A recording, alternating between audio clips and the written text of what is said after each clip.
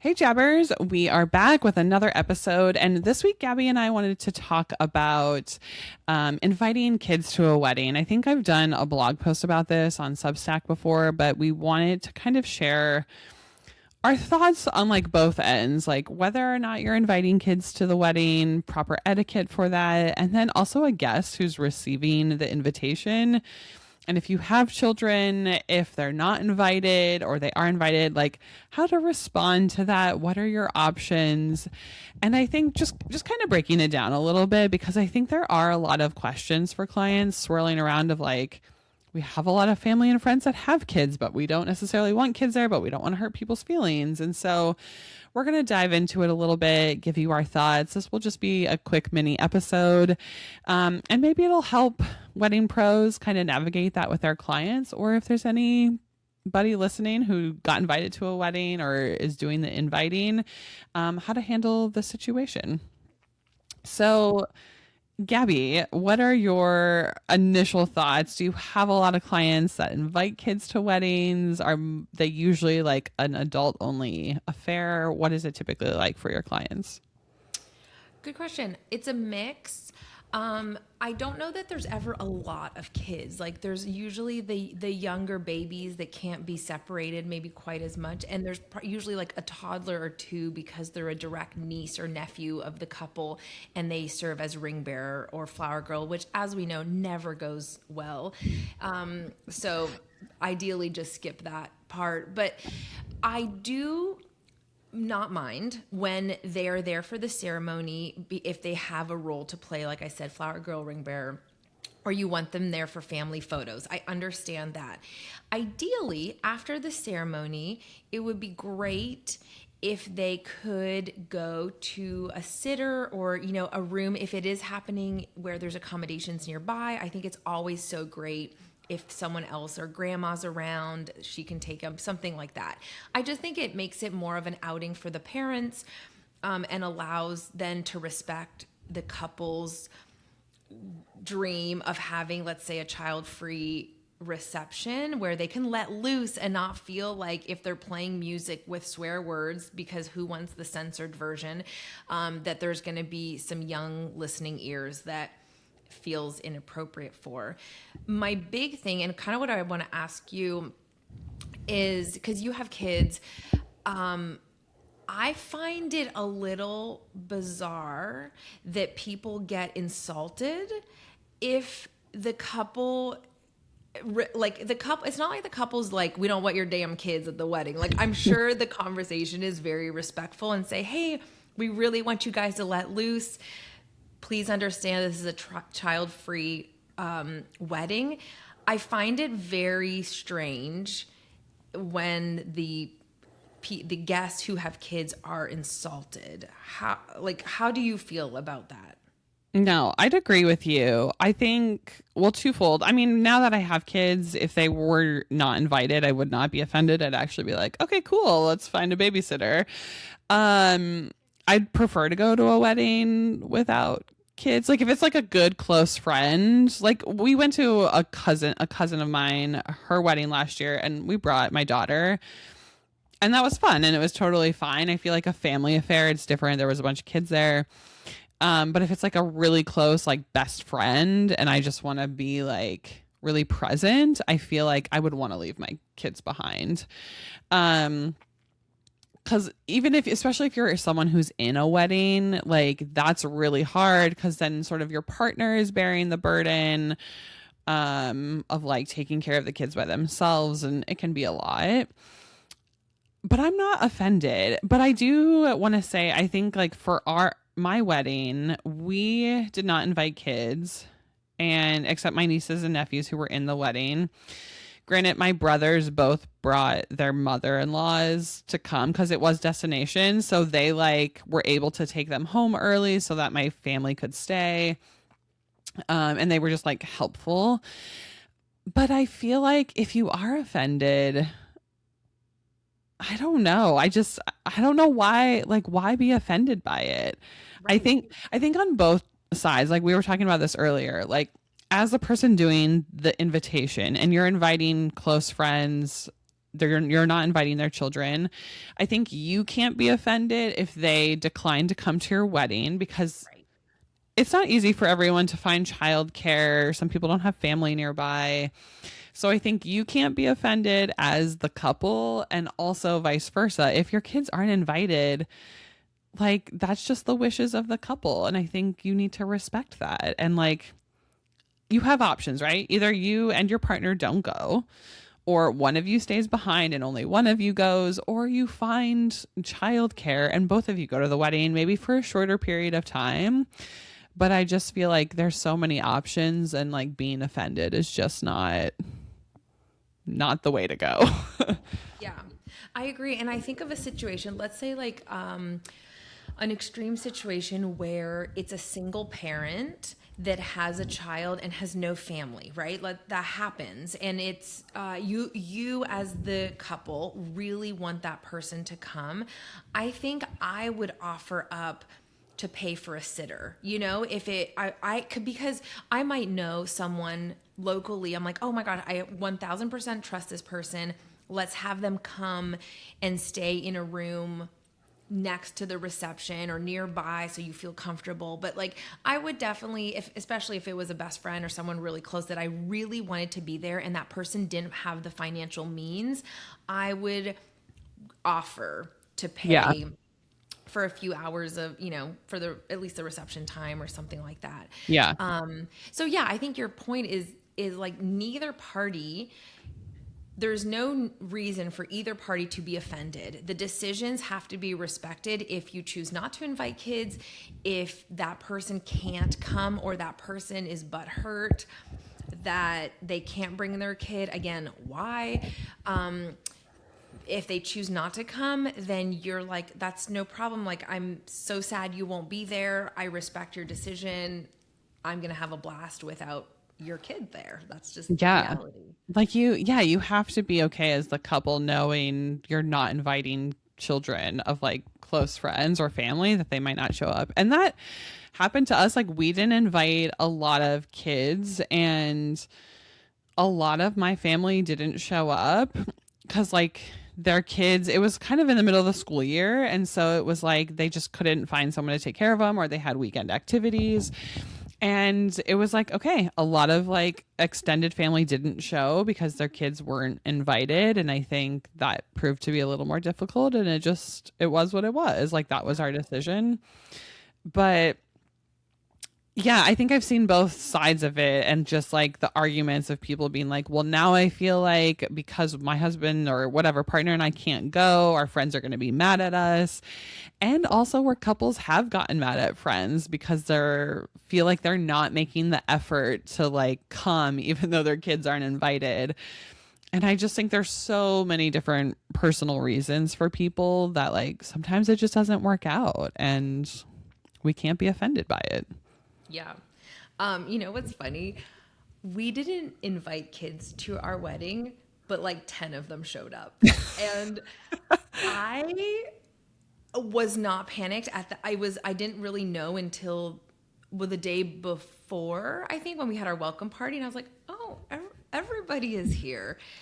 And it's hard. I love the like, oh, We're all that's here. the bride. I'm not gonna freak out. Yeah, gang's all here. It ended up being totally fine because we got married at a ranch style place in Joshua Tree. And so there was like open fields. People could go do whatever they wanted. And the kids had a blast on the dance floor. And it was really fun. And we had such a small guest count. We only had about 65 people. But I didn't count for them in my meal count. And anyway, things had to happen kind of last minute, and it ended up being fine, but it was definitely like I didn't have seats for them. We had rented. That's so interesting that they like brought them but like never RSVP'd for them. Yeah. And so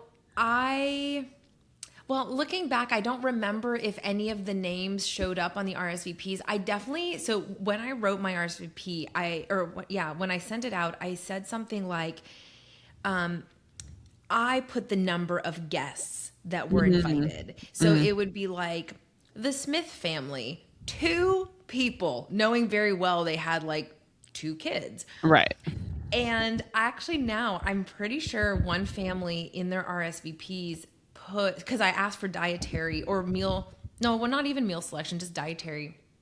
And I'm pretty sure they listed out just put the name of every family member that was coming. There was like 4 or 5 of them.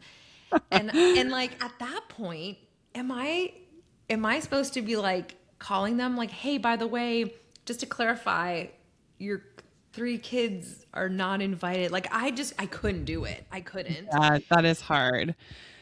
Yeah. But also, But yeah, so what a many weird people- position to put you in. But I Yeah. think it is tricky because like when I think back on our wedding, I think we like cut it off at a certain age, and obviously just like sent the invitation out to like just those specific people, not the kid, like didn't list the kid's name on the invitation. But I was like, some of my extended family, like I don't know some of their kids at all. And then other cousins, I'm like, I have known their kids and like grew up with them. And so it's like, as a couple, you're kind of deciphering who you want there, because I don't know, at the end of the day, I'm like, I don't want to pay for an additional 40 kids that I like don't really know. They don't really Yeah. know me, but like you don't, there's a fine line of like offending people because you did invite other people's like quote unquote, kids, even if they were a little bit older. It's like, I think it's just kind of based on relationships, right? Yeah. And I did have 2 friends who did text me, I think like the week or 2 weeks prior, and they were having issues with like childcare, someone watching them, and they did ask if it was okay if they could bring them. They were like, we really want to be there. And I did let it slide for 2 people because I wanted them there, and I was like, it's fine. And they came and everything worked out well, but I just feel like those are also decisions that I know maybe other people were offended. They're like, why are there kids here? But, outside of my nieces and nephews. But at the end of the day, it was like, it was kind of last minute. And I'm glad they asked versus like just showing up. But I also think at the time they were like babies, like baby, like they weren't eating. It didn't affect like meal counts or anything like that. You get porridge. Get a packet of oatmeal.